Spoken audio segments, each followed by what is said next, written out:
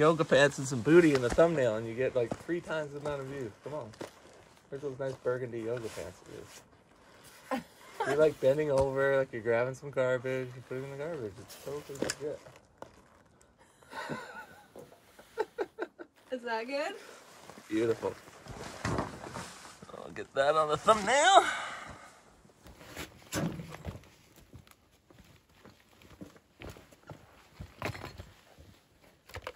Okay, so I'm lining the bottom of the board up. Yeah, flush with the bottom there.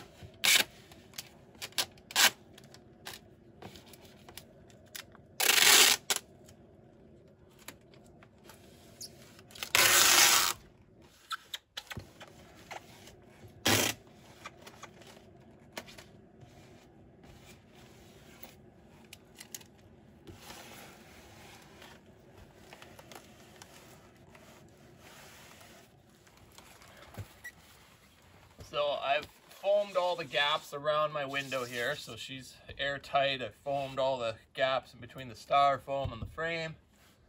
And I just rolled some primer on here for the peel and stick membrane.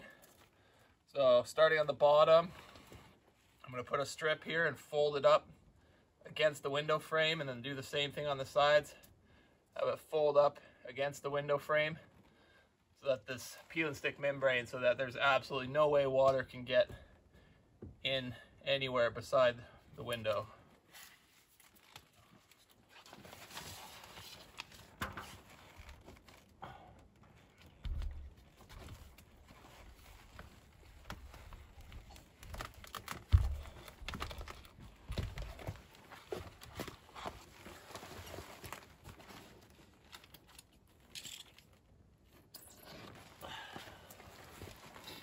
So you want to let the primer dry until it's just tacky to the touch. It almost feels completely dry. Usually about 5 or 10 minutes is good. I'll just get the rest of my pieces cut.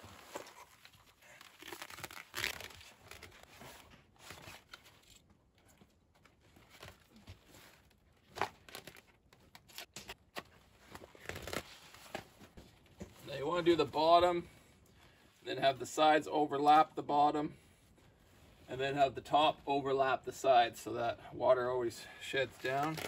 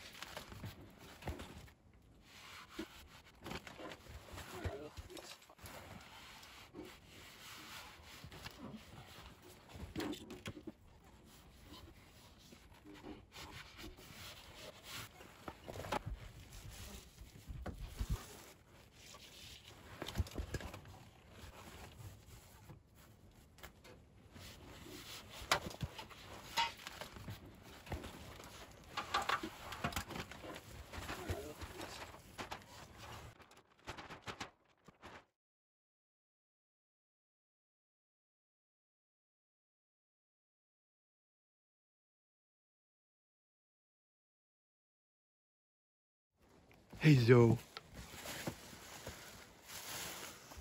Well, were you warmer last night, babe? Yeah. It was a very noticeable difference. So we only had about, I don't know, half the insulation on. And it was significantly warmer last night. You could see there's still areas where the front wasn't done at all. And we only got part of the north side on here. But it was significantly warmer last night, so I'm motivated now to get this all finished off today and airtight.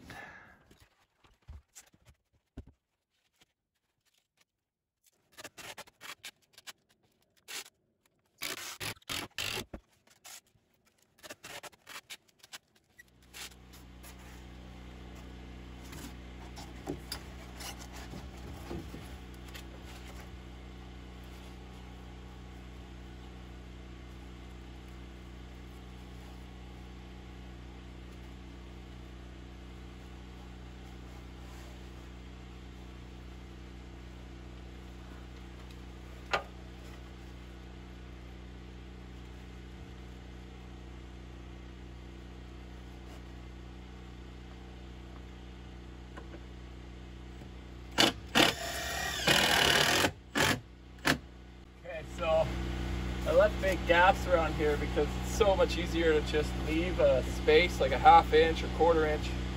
Probably a ½ inch is even better, because then I can get my foam gun and just foam all the way around the top. And that way I can actually get like a nice airtight seal that fills up any of the gaps. Whereas if you're trying to cut everything perfect, there's always going to be a little air gap in there for heat to transfer out.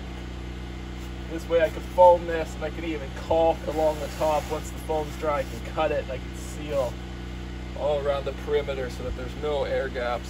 I want this thing to be airtight.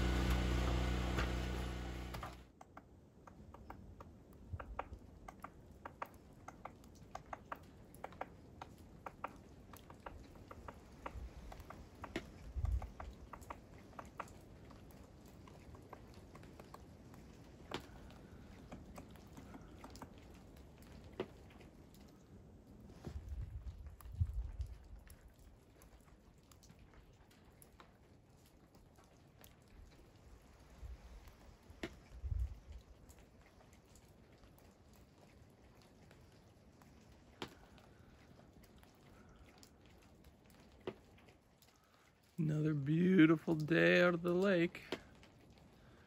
Been pouring rain pretty hard all morning, and it's finally just letting off here, so being in a nice cozy cabin makes it kind of hard to get up and start working. When you're in a wet, damp tent, you kind of jump out of bed early in the morning and get going because you're cold, but it's getting harder with this nice little cozy fire crackling in there. Much warmer last night. Having more insulation on the building. There's still a few spots I gotta do up on top of the roof there, and just around the door and underneath this awning. So I'm probably going to just fill in here underneath the door and then get my strapping across there so I can start framing my porch, because it's still raining right now a little bit, and so I'd rather work underneath some cover, and then if the rain stops later this afternoon, I'll jump out there and finish the insulation. You know, the one thing I have been learning, well, it's kind of more just a life principle, not so much an off-grid principle, is you got to be ready and willing to switch tasks often. There's some benefit to just being able to push through despite nasty weather and all sorts of other unforeseen circumstances. But a lot of times you can kill yourself or burn yourself out real quick doing that, just pushing through. I find that if you're able to switch gears, you know, leave one project unfinished, move on to something else that you can be efficient at. You know, like when you're working out in the nasty weather, you don't want to get your tools all wet. You got to be able to switch to do something else and then jump back and forth. So I'm learning to be very adaptable out here And I think that's a skill that works anywhere in life, but especially off grid. You got to be able to be adaptable and switch gears multiple times throughout the days and switch tasks multiple times throughout the days. Some other exciting news is I've got two buddies that just contacted me yesterday and said that they want to come up here and see if we can bag a deer on my property here before the hunting season's over. So that's awesome, which means two more dudes are going to be in this little tiny cabin with me with muddy boots and all that sort of stuff. So switching gears to get this porch framed up today is my mission. So I'm going to put a 4x4 or a 4x8 beam, notch it into this post, bring it out here, set it on a 4x4 post. Do the same thing in the front there, and then I'm going to lay some joists running this way because I like having the deck boards coming out from the building. Kind of has more of a Japanese style to it. I did that on my front porch at home and I really like the way it looks, so that's what I'm going to do up here as well. So I'm just going to clean up the mess under here so I can start framing and stay dry.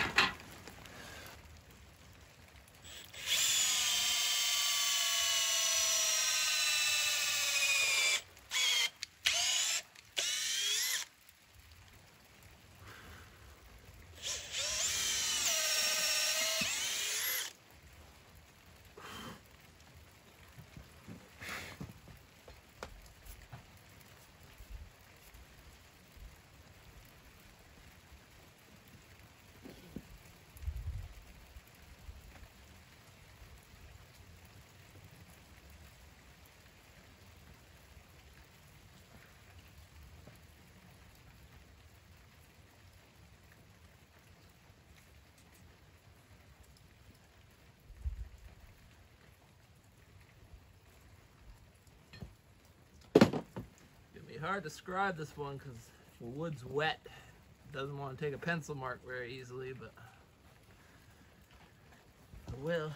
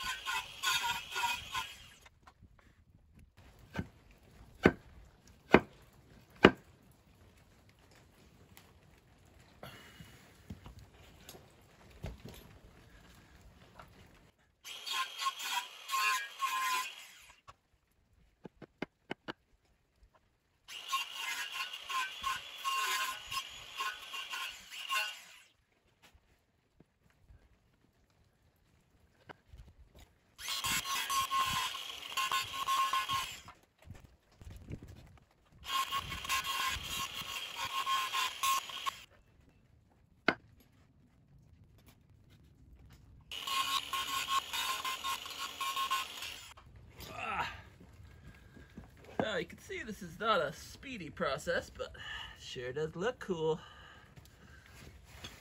Looks pretty good.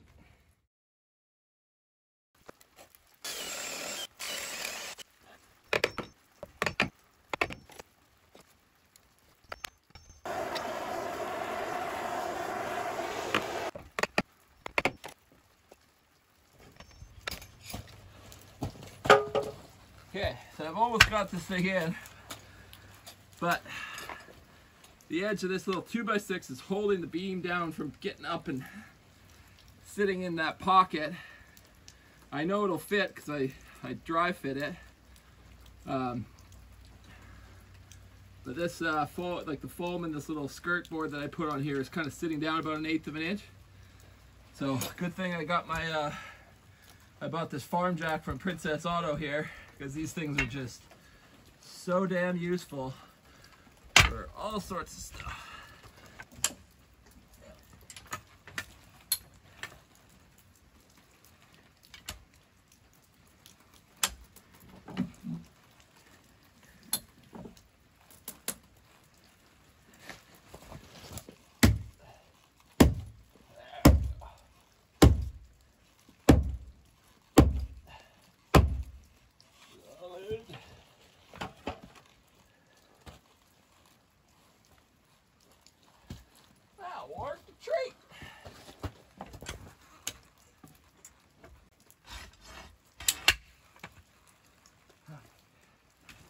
Now I'm going to put a couple 10-inch U2 screws in here, these construction lags.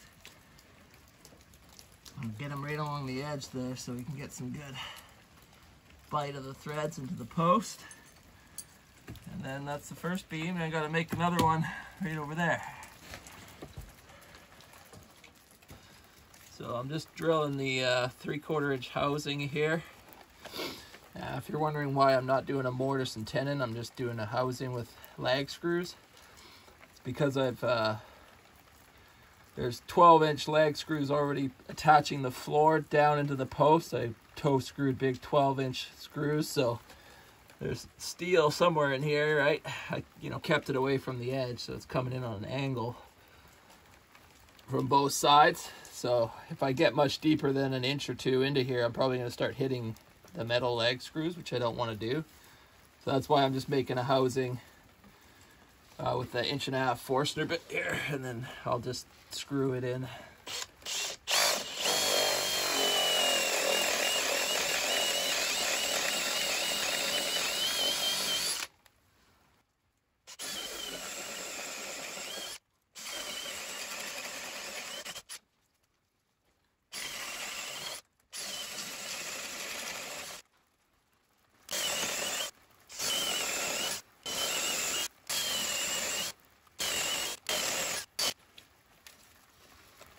Alright, well, that did all the hard work. Now, the chisel.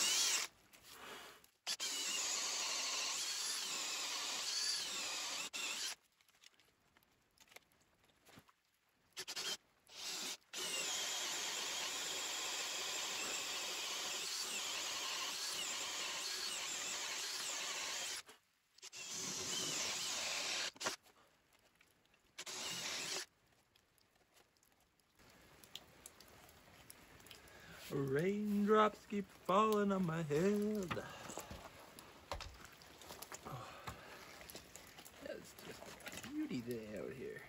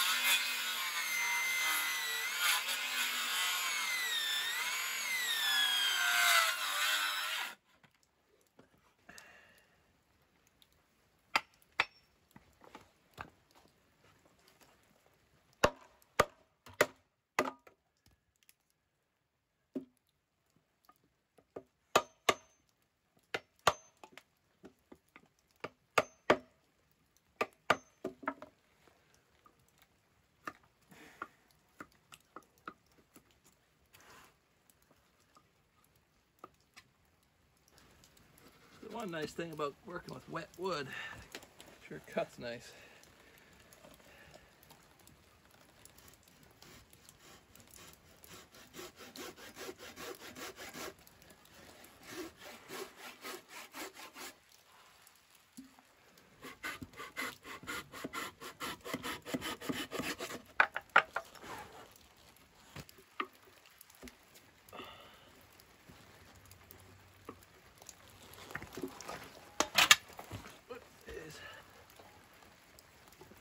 To the tools.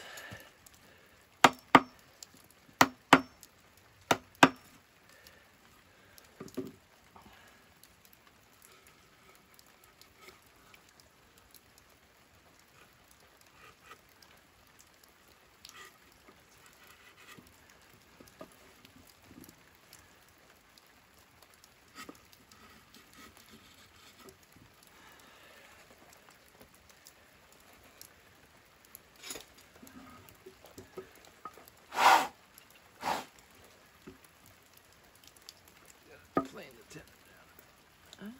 Close.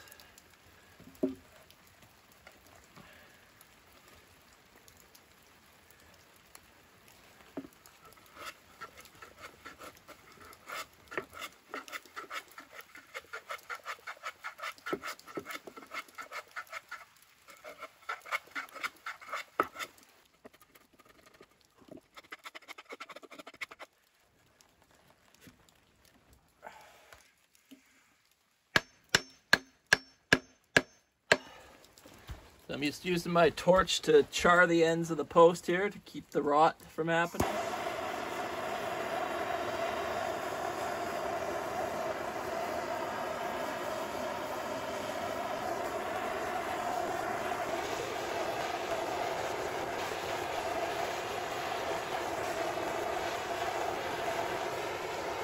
So the posts over here, I put like Flex Seal on the bottom, which is kind of like a spray tar stuff. I bought some clear Flex Seal, which is essentially just some sort of a lacquer, sealer, rubberized polymer thing. Comes in a spray can, and I sprayed it to seal the rock as well. because rocks are porous, some rocks more than others.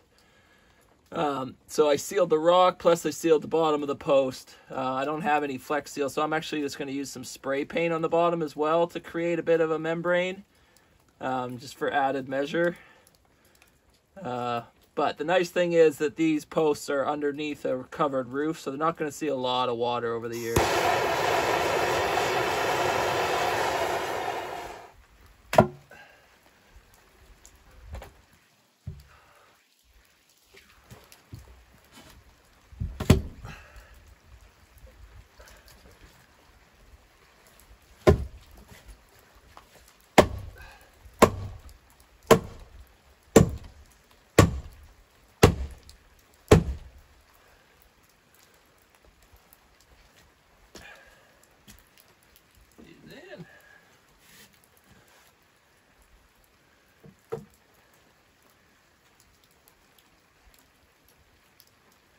About an 1/8 smoke that way, which is what I want.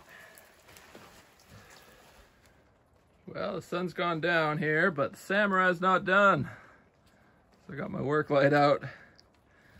My buddies are coming pretty early in the morning to go hunting, so I got to get a front porch on this thing so I could put some of the junk inside out here and be able to take our boots, muddy boots off, or else the cabin's just gonna get trashed. So I'm trying to get these joists in place. I'm using 2x8 here. And then on the outside, I'm gonna put a 4x4 right on the edge. So that'll give it plenty of meat along the edge. And it's 2-foot spacing, give or take a little bit, which is plenty for, you know, full dimension 2-inch decking. I usually go 16, but gotta save some money.